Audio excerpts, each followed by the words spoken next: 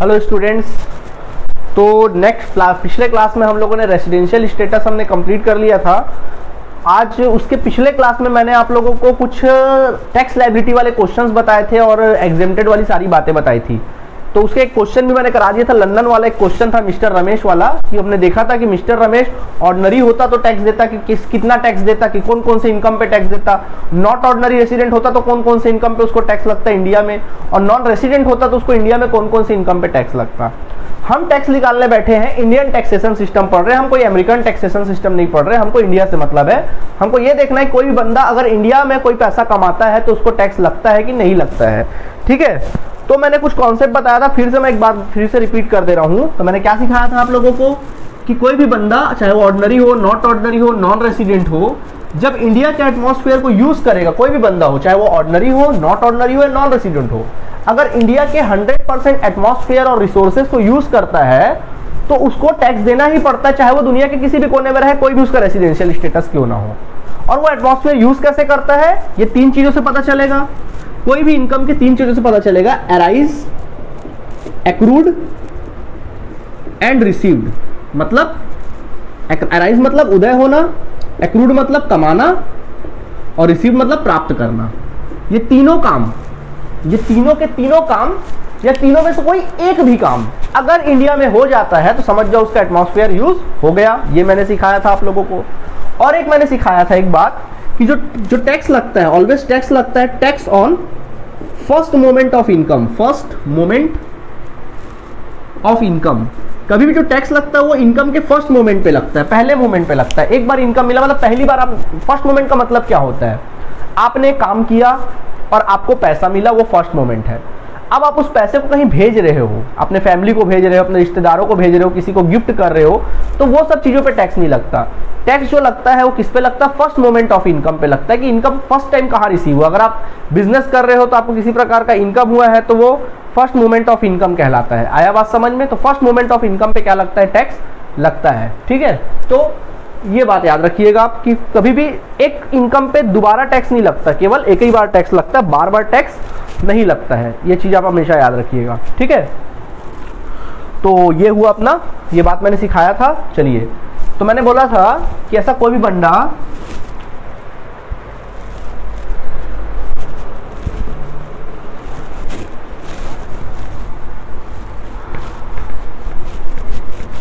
तो देखिए क्या सीखे थे हम लोग, अगर कोई भी इनकम विच, क्या सीखे थे, which accrued, arise and received in India, यानी तीनों काम या तीनों में से कोई भी काम इंडिया में हो जाता तो क्या बोला था, तीनों टैक्स देंगे। और ऑर्डिनरी तो दुनिया के किसी भी कोने में क्यों ना हो, उसको तो टैक्स देना ही पड़ेगा, ये तो हमने सीखा था। ठीक है, उसी तरह नंबर 2 मैंने सिखाया था, income which accrued and arise and received outside India. तीनों काम कहां हो रहा है, इंडिया के बाहर हो रहा है, तब कौन टैक्स देगा। क्या एटमॉस्फेयर यूज हुआ? नहीं सर, यूज तो नहीं हुआ। तो ऑर्डिनरी तो दुनिया के किसी भी कोने में, उसको तो टैक्स देना ही पड़ेगा। क्या इन लोगों ने एटमॉस्फेयर यूज किया? नहीं किया, तो ये लोग टैक्स नहीं देंगे। ठीक, तीसरा मैंने बोला था, एक चीज को बिल्कुल दिमाग में बैठा लो और याद रखना उसको 101%, और वो था तुम्हारा क्या, इनकम विच, क्या था, यही कहानी था, income which accrued, arise and received. तीनों काम कहां हो रहा था, आउटसाइड इंडिया। तीनों का तीनों काम कहां हो रहा था, आउटसाइड इंडिया हो रहा था। तीनों, एक्रूड भी, अराइज भी और रिसीव भी, तीनों काम कहां हो रहा था, आउटसाइड इंडिया में हो रहा था। बस ये चीज को याद रखना है। But business control from India, but business कहां से कंट्रोल था, but business controlled from India. कहां से कंट्रोल था, बिजनेस कंट्रोल फ्रॉम इंडिया। वो बिजनेस इंडिया से कंट्रोल था। कहां से कंट्रोल था, इंडिया से कंट्रोल था। ओके, तब क्या बताया था मैं, सिर्फ ये तो देगा ही देगा, ये देगा बट ये नहीं देगा। बस ये वाला लाइन थोड़ा याद रख लेना यार, बस यही याद रखना है आप लोगों को, बाकी कुछ याद नहीं रखना है। और चौथा मैंने बताया था, कोई भी पास्ट प्रीवियस ईयर्स इनकम, अगर कोई पिछले के पिछले साल का कोई इनकम है तो उस पर कोई टैक्स नहीं देगा। कारण क्या है कि भाई हम टैक्स लगाने बैठे हैं, प्रीवियस ईयर की इनकम पे टैक्स लगाया जाता है। हम जो भी टैक्स दे रहे हैं अपन प्रीवियस ईयर की इनकम के दे रहे हैं, उसके पिछले वाले प्रीवियस ईयर की इनकम पे नहीं दे रहे हैं टैक्स, तो उस पर टैक्स नहीं लगेगा, कोई टैक्स नहीं देगा। इसके अलावा मैंने कुछ एग्जेम्प्टेड इनकम बताए थे, उम्मीद है वो दिमाग में आपके बैठ गया होगा, उसको याद कर लीजिएगा। ओके, चलिए, तो अब हम फिर से क्वेश्चन बनाना क्या करते हैं, आज स्टार्ट करते हैं। ठीक है, चलिए मिटा देते हैं इसको हम।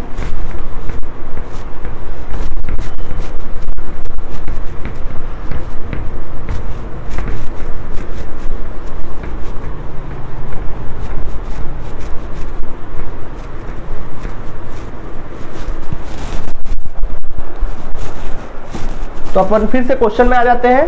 तो कॉलम हमने बनाया था, तो देखो यार आज हम कॉलम नहीं बनाएंगे, कॉलम आप बनाएंगे, हम सीधा क्वेश्चन का नंबर लिखेंगे। मैं जो करूंगा वो क्वेश्चन का नंबर लिखूंगा। उम्मीद है सबके पास तो बुक होगा ही होगा, अपना अपना सबके पास अपना बुक तो होगा ही होगा। और सीधा मैं क्वेश्चन का नंबर लिखूंगा और सीधा मैं 3 लाइन बनाऊंगा, सीधा राइट लगाएंगे, ठीक है ना। मैं क्या करूंगा, मैं सीधा ना क्वेश्चन नंबर लिखूंगा और आप पूरा स्टेटमेंट कैसे लिखना है, क्या लिखना है, वो क्वेश्चन नंबर 1 में मैंने बता दिया था। आप सारे को वैसे ही फेयर करोगे, अपन को कम समय में सारे क्वेश्चन करने हैं, ठीक है। तो आप उसको फेयर कर लेंगे, ओके, उसको फेयर करना आप लोग। मैं आपको सिर्फ इसमें हिंट दे रहा हूं, बाकी आप पूरा कॉपी को फेयर कर लोगे, ठीक है। कैसे बनाना है पूरा पूरा लिख लाख के आप बना लेंगे, जैसे मैंने आप लोगों को जस्ट इसके पिछले वीडियो वाले में आपको इस टाइप के क्वेश्चंस कराया था, रमेश वाला मैंने बताया था, उसी तरीके से बनाना। मैं सीधा आपको क्या करूंगा, अभी मैं क्या करूंगा, आपको सीधा क्वेश्चन नंबर लिखूंगा, मैं यहाँ पे क्वेश्चन का नंबर लिख दूंगा और मैं सीधा यहाँ पे ऑर्डिनरी, नॉट ऑर्डिनरी और नॉन रेसिडेंट का ऐसा कॉलम बना लूंगा मैं। और मैं आपके अंदर का जो स्टेटमेंट का 1 पॉइंट 2 पॉइंट 3 पॉइंट में बस जिसको टैक्स देना उसमें राइट लगाऊंगा, जिसको नहीं देना उसमें मैं रॉन्ग लगा दूंगा। तो समझ जाना, अमाउंट फिर कैलकुलेट आपका काम है करना, अमाउंट जो भी होगा उसको कैलकुलेट करने का काम आपका होगा, ठीक है। आप वैसे ही बनाइएगा, फिर कॉपी हम चेक करेंगे, ठीक है, डायरेक्टली, ठीक है। और बुक तो आपके पास सबके पास है, और नहीं है बुक तो फिर क्वेश्चन को सुनते जाओ और लिखते भी जाओ और समझते भी जाओ, ठीक है।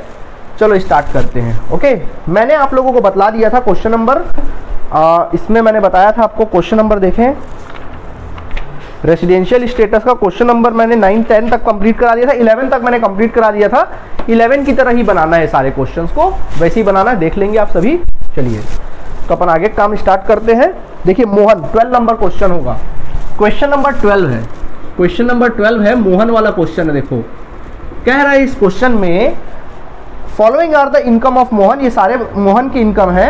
आपको ये बताना है कि which of the above income are taxable, कौन सा इनकम टैक्सेबल होगा व्हेन मोहन इज रेसिडेंट। अगर मोहन ऑर्डिनरी रेसिडेंट है तो कौन कौन सी इनकम पे टैक्स देगा, नॉट ऑर्डिनरी है तो कौन कौन से इनकम पे टैक्स देगा, नॉन रेसिडेंट है तो कौन कौन से इनकम पे टैक्स क्या करेगा, वो देगा, ठीक है। और ये आपका स्टेटमेंट का कॉलम है, ठीक ना। तो मैं स्टेटमेंट लिखूंगा, स्टेटमेंट आप बुक से ही देख के उसी को छाप दोगे, खाली अमाउंट को छोड़ के, और अमाउंट का मैं सीधा राइट रॉन्ग लगाऊंगा, आप उसको प्लस माइनस कर लोगे। चलो प्लस माइनस भी कर देता हूं यार। चलिए देखिए पहला क्या लिखा, देखिए नंबर 1 लिखा है, ये इनकम है, ठीक है। आप सोचिए आपको क्या काम देखना है, आपको इस पॉइंट पे देखना है कि इंडिया के एटमॉस्फेयर का यूज हो रहा है कि नहीं हो रहा है, और कैसे होता है तो पता है, ठीक है। देखिए received 10,000 in India which accrued in England, बोल रहा है कि हमने 10,000 रुपए भारत में प्राप्त किया, लेकिन कमाया कहां था, इंग्लैंड में। बोलो 3 काम, अराइज, एक्रूड और रिसीव्ड, तीनों काम या तीनों में से कोई एक भी काम इंडिया में हो जाए तो एटमॉस्फेयर यूज हो ही जाता है। तो बताओ इसमें क्या लिखा है, रिसीव्ड 10,000 इंडिया, बोलो एटमॉस्फेयर यूज हो गया कि नहीं हो गया, हाँ सर हो गया। तो ऐसा कोई भी बंदा हो, चाहे ऑर्डिनरी हो, नॉट ऑर्डिनरी हो, नॉन रेसिडेंट हो, तीनों को टैक्स देना पड़ेगा। मतलब पहले वाले इनकम पे तो चाहे कोई भी बंदा हो, पहले वाला जो स्टेटमेंट है ना, पहला वाला स्टेटमेंट जो अपने को ए लिखा है, क्या लिखा है उसमें, ए लिखा है, स्टेटमेंट लिख लेना, उसका जो लिखा है उसको लिख लेना, और तीनों को टैक्स देना पड़ेगा, क्योंकि इंडिया के एटमॉस्फेयर का यूज हो रहा है। यानी 10,000 रुपए ऑर्डिनरी होता तो भी देना पड़ता है इस पे टैक्स, इसको भी टैक्स देना पड़ता, इसको भी टैक्स क्या करना पड़ता, देना पड़ता। मतलब तीनों के लिए 10,000 रुपए क्या होता है, टैक्सेबल होता है इंडिया में, ठीक है, क्योंकि एटमॉस्फेयर यूज हो रहा है। नंबर 2 देखें, 20,000 रुपए earn in India but received in England. देखो 20,000 रुपए इंडिया में तो कमाया, लेकिन रिसीव किया इंग्लैंड में। बोलो एटमॉस्फेयर यूज हुआ, हाँ सर यूज हुआ। एक्रूड तो इंडिया में किया ना, अर्न कर रहा, अर्न मतलब कमाना, यानी एक्रूड करना, अर्न मीन्स कमाना, मीन्स एक्रूड करना, इंडिया का एटमॉस्फेयर का यूज हो रहा है, ठीक है। तो फिर बी में भी क्या होगा, तीनों के तीनों टैक्स देंगे। अगर तीनों होता तो टैक्स देता, कौन देगा, 20,000 की इनकम पे ये भी टैक्स देगा और ये भी देगा, ये भी देगा, बिकॉज ऑफ इंडिया के एटमॉस्फेयर का यूज हुआ है, ठीक है। आगे बढ़ते हैं, 10,000, फिर आगे तो क्या लिखा सी पॉइंट में, 10,000 वेयर अर्न, अर्न मतलब कमाना, एंड रिसीव्ड इन अफ्रीका, कमाया भी और रिसीव दोनों काम कहाँ किया, अफ्रीका में किया, but brought to India, but उस पैसे को इंडिया ले आया। रिसीव्ड भी वही किया, कमाया भी वही भी, तो कॉमन सी बात है, अराइज भी वही। अराइज के बारे में कुछ नहीं बोल रहा, तो पूरा अफ्रीका में हुआ होगा, ये मान के चलो सब कुछ अफ्रीका में हुआ, ठीक है। बट उस पैसे को इंडिया लाया, मैंने क्या बोला था, लाने ले जाने पे टैक्स नहीं लगता है। टैक्स किस पे लगता है, एटमॉस्फेयर यूज करने पे। क्या तीनों में से कोई एक काम भी इंडिया में हो रहा है, सर बिल्कुल भी नहीं हो रहा है। एक्रूड भी वही हो रहा है, अराइज भी वही हो रहा है, और रिसीव भी वही हो रहा है। वो अलग बात है, अराइज के बारे में नहीं लिखा, तो जब कुछ ना बोले तो यही मानेंगे कि वही हुआ होगा। जिस देश की बात करें उसी देश में मानेंगे कि वो काम हुआ होगा। तो इसमें बोल रहा है रिसीव भी वही किया, अर्न भी वही हुआ, तो अराइज भी वही होगा, कॉमन सी बात है, सब कुछ वही हुआ, बस इंडिया लेके आ रहा है। क्या पैसा लाने पे कभी टैक्स नहीं लगता, लाने ले जाने में टैक्स नहीं लगता, पैसा किस पे लगता है, 3 चीजों पे टैक्स लगता है ना। तो तीनों में से कोई भी एक काम इंडिया में हुआ? नहीं सर, नहीं हुआ। तो सी पॉइंट पे ये बंदा तो दुनिया के किसी भी कोने में हो टैक्स तो देना पड़ेगा, चाहे वो यूज करे या ना करे। तो इस बंदे को टैक्स लगेगा 10,000 पे, इसको टैक्स लगेगा, लेकिन इन लोगों को टैक्स नहीं लगेगा। इनके लिए क्या हो जाएगा, नॉट टैक्सेबल और नॉट टैक्सेबल। आप एंटी मत डालिएगा, बाकायदा वहां लिखिएगा अपने कॉलम में नॉट टैक्सेबल, नॉट टैक्सेबल। ठीक है, आगे देखें, आगे क्या लिखता है, D point, ₹28,000 were earned and received in Japan. Receive 28,000, कमाया भी जापान में, रिसीव भी कहाँ किया, जापान में, from a business which was control and manage in Japan. जो बिजनेस कंट्रोल और मैनेजमेंट भी कहाँ से था, जापान से ही था। तो देखो अभी तक इंडिया के एटमॉस्फेयर का यूज नहीं हुआ ना भैया, कहीं भी इंडिया का नाम नहीं आया, तो अभी तक तो एटमॉस्फेयर यूज हुआ नहीं है। And this amount was not brought to India, और ये पैसा इंडिया लाया भी नहीं। अरे लाने ले जाने को तो मारो गोली, क्या इंडिया के एटमॉस्फेयर का यूज हुआ यहाँ पे? नहीं सर, यहाँ पे इंडिया के एटमॉस्फेयर का यूज नहीं हुआ। तो बोलो कौन टैक्स देगा ऐसे इनकम पे, डी वाले पॉइंट पे कौन टैक्स देगा? ये तो दुनिया के किसी भी कोने में रहे, ये बच्चे को तो टैक्स देना ही पड़ेगा, बेचारे को। कितना टैक्स देगा? 28,000। इसको तो टैक्स लगेगा, चाहे एटमॉस्फेयर यूज करे या ना करे, चांद पे ही पैसा क्यों ना कमाए, टैक्स तो देना ही पड़ेगा। बाकी इसको टैक्स नहीं लगेगा, इसको भी टैक्स नहीं लगेगा। ठीक है, ओके, चलिए आगे बढ़ते हैं। Next, 16,000 was untaxed foreign income of some earlier year. बोल रहा है 16,000 एक ना टैक्स लगा हुआ, अनटैक्स मतलब किसी, मतलब जिसमें टैक्स नहीं लगा था, कोई सम अर्लियर ईयर, अर्लियर मतलब कोई पिछले के पिछले साल वाला था, पास्ट प्रीवियस ईयर वाला कोई था। ठीक है, which was brought to India in the previous year, उसको इंडिया लाया गया प्रीवियस ईयर में। यार क्या ये प्रीवियस ईयर का इनकम है? तो किसी के लिए टैक्सेबल नहीं होगा। मतलब ई पॉइंट जो है वो ना तो इसके लिए टैक्सेबल है, ना तो इसके लिए टैक्सेबल है, ना तो इसके लिए टैक्सेबल है। कितना आसान है, बस हो गया खत्म क्वेश्चन, और कुछ तो है नहीं, बस टोटल कर दीजिए। तो टोटल करके आप लिख दीजिएगा, यहाँ पे टोटल करके क्या लिखोगे, टैक्सेबल इनकम, यहाँ लिख देना टैक्सेबल इनकम। ठीक है, टोटल कर लो फटाफट, कितना टोटल होता है।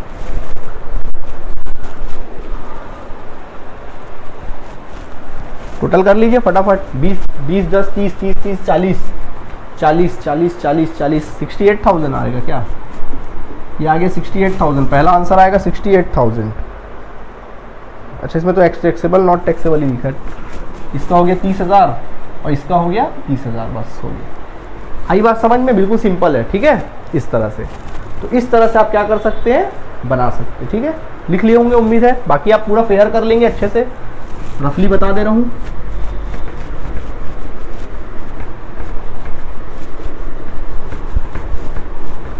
चलिए और एक क्वेश्चन देखते हैं ना।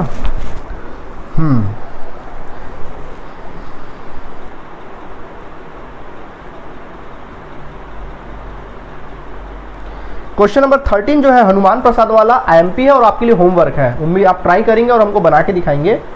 हम आपको क्वेश्चन नंबर 14 बतलाते हैं।